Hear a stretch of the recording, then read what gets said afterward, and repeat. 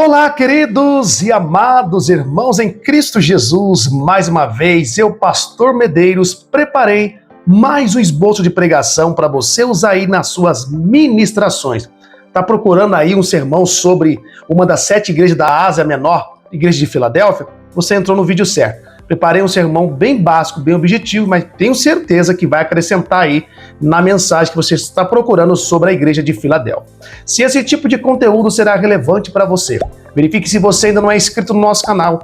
Não perca tempo, se inscreva, deixa aquela curtida, compartilha esse vídeo e deixa nos comentários de qual cidade você está assistindo esse vídeo. Vamos então para a tela do nosso notebook e você vai acompanhar passo a passo e vai aí usar nas suas ministrações. Vamos então para a tela do nosso computador. Bom, vindo aqui para a tela do nosso computador, temos o tema da mensagem: a igreja fiel que guarda a palavra e não nega o nome de Cristo. Texto base, livro do Apocalipse, capítulo 3, versículo de número 7 ao verso de número 13. O verso 8 diz: eu sei as tuas obras, eis que diante de ti pus uma porta aberta, e ninguém a pode fechar. Tendo pouca força, guardaste a minha palavra e não negaste o meu nome. Palavra de Jesus à igreja de Filadélfia. Vamos para uma pequena introdução. Entre as 7 cartas às igrejas da Ásia Menor, a carta à igreja de Filadélfia se destaca por não conter repreensões. Era uma igreja aparentemente frágil e pequena, mas que recebeu elogios de Cristo por sua fidelidade. Esta mensagem nos ensina que Deus valoriza a perseverança e a obediência, mais do que a força e os números. Vamos fazer um pequeno contexto histórico. Localização: Filadélfia ficava na Lídia, região da atual Turquia, e era conhecida como a Porta do Oriente, por sua posição estratégica em rotas comerciais. História: a cidade sofreu muitos terremotos, o que levou a população a viver com insegurança. Significado do nome: Filadélfia significa amor fraternal. Igreja: pequena e aparentemente sem influência, mas espiritualmente rica. Jesus elogia sua fidelidade e promete abrir uma porta que ninguém pode fechar. Vamos partir para o primeiro tópico, então, desse esboço. Ponto de número 1. Cristo é o santo e verdadeiro. Em Apocalipse 3:7 diz: isto diz o que é santo, o que é verdadeiro, o que tem a chave de Davi. Ele tem autoridade absoluta para abrir e fechar portas, e ninguém pode impedir seus planos. Deixei uma concordância para você usar aí nesse esboço. Livro do profeta Isaías, capítulo 22, verso 22, que está escrito assim: porei sobre o seu ombro a chave da casa de Davi. Ele abrirá, e ninguém fechará. Fechará, e ninguém abrirá. Uma lição ou aplicação pessoal. Precisamos confiar que Jesus tem o controle sobre as oportunidades e caminhos da nossa vida. Ou seja, o primeiro tópico mostra que Cristo, ele é o verdadeiro. Sendo assim, dentro desse contexto, ele é o único que tem esse poder de abrir porta onde não há porta e de fechar a porta. Quando ele abre a porta, ninguém pode fechar. Mas quando ele também resolve fechar, ninguém pode abrir. Pode existir várias portas, mas lembra-se, o dono da chave é o Senhor Jesus Cristo. E por essa igreja de Filadélfia ser mantida fiel, não negaste o nome do Senhor, mesmo tendo pouca força, não sendo uma igreja rica no sentido físico, por assim dizer, material, luxuosa, mas era uma igreja que era fiel ao Senhor Jesus. Então Jesus diz que por ter sido fiel, eu vou abrir uma porta, colocarei diante de ti, pus diante de ti, ele fala, uma porta aberta, porta essa que ninguém pode abrir.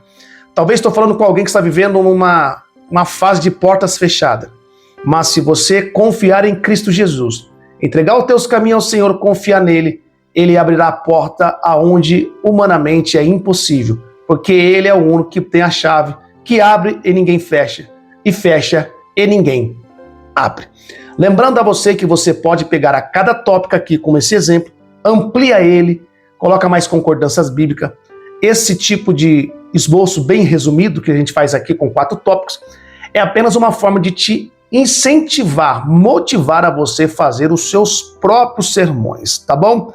Sendo assim, vamos então para o tópico de número 2. Ponto de número 2. A força da igreja está na fidelidade, não no tamanho. Versículo 8. Tens pouca força, entretanto guardaste a minha palavra e não negaste o meu nome. O Senhor não exige grandeza humana, mas obediência e perseverança. Uma concordância em 2ª carta do apóstolo Paulo, em Coríntios capítulo 12, verso 10, que diz assim: quando estou fraco, então é que sou forte. Uma lição ou aplicação pessoal. Não importa quão limitados sejamos, Deus honra aqueles que permanecem fiéis. A força não está no tamanho da igreja. A força não está na luxuosidade da igreja, no que ela contém dentro dela, numa questão física, estou dizendo. A riqueza da igreja, o tamanho da igreja, a força da igreja está na sua fidelidade e obediência ao Senhor Jesus Cristo. E é o que essa igreja demonstrou. Por isso Jesus a elogia a igreja de Filadélfia. Talvez estou falando com um pastor que tem uma igreja tão pequenininha que quase ninguém dá nada. Mas se tem se mantido fiel ao Senhor Jesus, esta pode ter certeza é a maior catedral aos olhos do Senhor Jesus Cristo. Mantenha-se fiel, não importa o tamanho, o importante é a qualidade dentro dela, que é a sua obediência, a sua fidelidade como pastor, como líder desta congregação. E eu tenho certeza que Deus há de te honrar tanto nessa terra, principalmente na eternidade. Amém, queridos? Vamos então partir para o penúltimo ponto desse esboço, ponto de número 3. Deus recompensará os fiéis com livramento e honra. Do 9 ao 10, parte vai dizer: Cristo promete guardar os fiéis da hora da provação ou da tentação e fazer com que seus inimigos reconheçam que ele os ama. Vou deixar uma concordância no livro dos Salmos de número 91, verso 14 ao 15, mas parte do verso diz: porque a mim se apegou com amor, eu o livrarei, eu o protegerei, porque conhece o meu nome. Uma lição pessoal ou uma aplicação.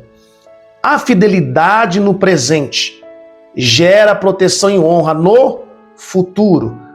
Pela igreja de Filadélfia ter mantido-se fiel, olha a promessa do Senhor Jesus, que livraria no dia da tentação, na hora da tentação, ou na hora da tribulação ou da provação. E ele é fiel para cumprir. Aqui ele vai para um texto escatológico, para uma matéria escatológica. Eu não quero muito me aprender sobre isso, mas existem algumas linhas teológicas aqui que vão acreditar sobre o pré-tribulacionismo, o pós-tribulacionismo, que a igreja não vai passar por uma grande tribulação.